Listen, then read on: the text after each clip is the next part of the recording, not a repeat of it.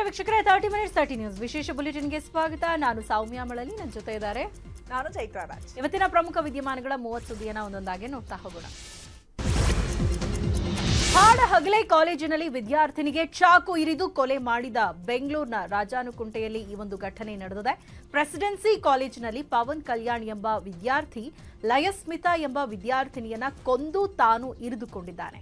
ಹೊಸ ಕಾಲೇಜಿಗೆ ಸೇರ್ತಿದ್ದಂತೆ ಪವನ್ನಿಂದ ಲಯಸ್ಮಿತಾ ದೂರ ಆಗಿದ್ಲಂತೆ. ಇದರಿಂದ ಸಿಟ್ಟಿಗೆದ್ದಿದ್ದ ಪವನ್ ಬ್ಯಾಗ್ನಲ್ಲಿ ಚಾಕು ಹಿಡಿದು ಬಂದಿದ್ದ. ಕಾಲೇಜ್ ಮುಗಿಸಿ ಹೊರಬಂದ ಲಯಸ್ಮಿತಾಳನ್ನ ಮಾತನಾಡಿಸಿ ಚಾಕು ಇರಿದಿದ್ದಾನೆ.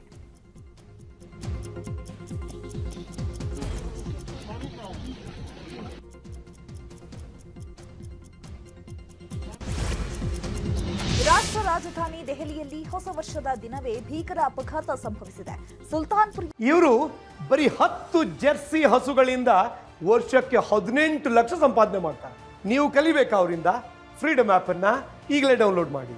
20 ವರ್ಷದ ಅಂಜಲಿ ಸಿಂಗ್ ಎಂಬ ಯುವತಿಯು ಸ್ಕೂಟಿ ಓಡಿಸುವಾಗ ಕಾರು ಹಿಂದಿನಿಂದ ಡಿಕ್ಕಿ ಹೊಡೆದಿದೆ. ಅಪಘಾತದ ಬಳಿಕ ಏನಾಗಿದೆ ಅನ್ನೋದನ್ನ ನೋಡದ ಕಾರು ಚಾಲಕ ಹಾಗೆಯೇ ಕಾರು ಚಲಾಯಿಸಿದ್ದಾನೆ. ಆದರೆ ಕಾರಿನ ಅಡಿಯಲ್ಲಿ ಯುವತಿ ಸಿಲುಕಿದ್ದು ಆಕೆಯನ್ನ 4 ಕಿಲೋಮೀಟರ್ ಎಳ್ಕೊಂಡು ಹೋಗಲಾಗಿದೆ. ಇದರಿಂದ ಯುವತಿ ಮೃತಪಟ್ಟಿದ್ದು, ಕಾರಿನಲ್ಲಿದ್ದ 5ರನ್ನ ಪೊಲೀಸರು ಬಂಧಿಸಿದ್ದಾರೆ. ಸುಲ್ತಾನ್ಪುರಿಯಲ್ಲಿ ಅಪಘಾತ ನಡೆದಿದ್ದು ಯುವತಿಯನ್ನ ಕಂಜಾವಲ್ವರೆಗೆ ಎಳೆಯಲಾಗಿದೆ. ಮಾರುತಿ ಸುಜುಕಿ ಬಲ್ಲಿನೋ ಕಾರಿನ ಅಡಿಗೆ ಯುವತಿ ಸಿಲುಕಿರೋದನ್ನ ಕಂಡ ಅಪರಿಚಿತರು ರೋಹಿಣಿ ಜಿಲ್ಲೆ ಪೊಲೀಸ್ ಕಂಟ್ರೋಲ್ ರೂಮ್ಗೆ ಬೆಳಗಿನ ಜಾವ 3:24ರ ಸುಮಾರಿಗೆ ಕರೆ ಮಾಡಿದ್ದಾರೆ. ಕೆಲ ಹೊತ್ತಿನಲ್ಲಿ ಮತ್ತೆ ಕರೆ ಬಂದಿದ್ದು, ರಸ್ತೆ ಮೇಲೆ ಯುವತಿಯ ಶವ ಬಿದ್ದಿದೆ ಅಂತ ಮಾಹಿತಿಯನ್ನ ನೀಡಲಾಗಿದೆ. ಸ್ಥಳಕ್ಕಾಗಮಿಸಿದ ಪೊಲೀಸರು 5 ಆರೋಪಿಗಳನ್ನ ಬಂಧಿಸಿದ್ದಾರೆ. ಪ್ರಕರಣದ ಬಗ್ಗೆ ಮಾತನಾಡಿದ ಆರೋಪಿಗಳು, ನಮ್ಮ ಕಾರು ಸ್ಕೂಟಿಗೆ ಡಿಕ್ಕಿ ಹೊಡಿತು, ಮ್ಯೂಸಿಕ್ ಹೆಚ್ಚಾಗಿದ್ರಿಂದ ಯುವತಿ ಸಿಲುಕಿದ್ದು ತಿಳಿಯಲಿಲ್ಲ ಅಂತ ಹೇಳಿದ್ದಾರೆ. ಇದು ಅಪಘಾತವಲ್ಲ, ಕೊಲೆ ಅಂತ ಕುಟುಂಬಸ್ಥರು ಆರೋಪ ಮಾಡುತ್ತಿದ್ದಾರೆ.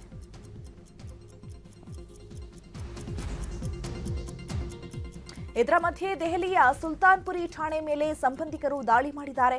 ಪೊಲೀಸ್ ವಾಹನವನ್ನ ಜಖಂಗೊಳಿಸಿದ್ದಾರೆ. ಆರೋಪಿಗಳನ್ನು ತಮ್ಮ ಸುಪರ್ದಿಗೆ ನೀಡುವಂತೆ ಆಗ್ರಹಿಸಿದ್ದಾರೆ.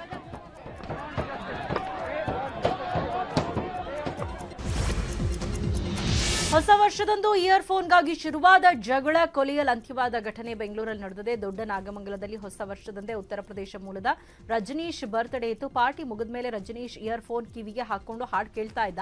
ಆದರೆ ಇಯರ್ಫೋನ್ ಕಾಣಿಸದಿದ್ದಕ್ಕೆ ಸ್ನೇಹಿತರು ಜೊತೆಗೂಡಿ ಕಾರ್ತಿಕ್ ಎಂಬಾತನ ಮೇಲೆ ಹಲ್ಲೆ ಮಾಡಿದ್ದಾನೆ. ಹಲ್ಲೆಗೊಳಗಾದ ಕಾರ್ತಿಕ್ ಸ್ಥಳದಲ್ಲೇ ಸಾವನ್ನಪ್ಪಿದ್ದಾರೆ. ಸದ್ಯ ರಜನೀಶ್ ಹಾಗೂ ರವಿ ಅನ್ನೋರನ್ನ ವಶಕ್ಕೆ ಪಡೆಯಲಾಗಿದ್ದು, ಮತ್ತಿಬ್ಬರು ಎಸ್ಕೇಪ್ ಆಗಿದ್ದಾರೆ.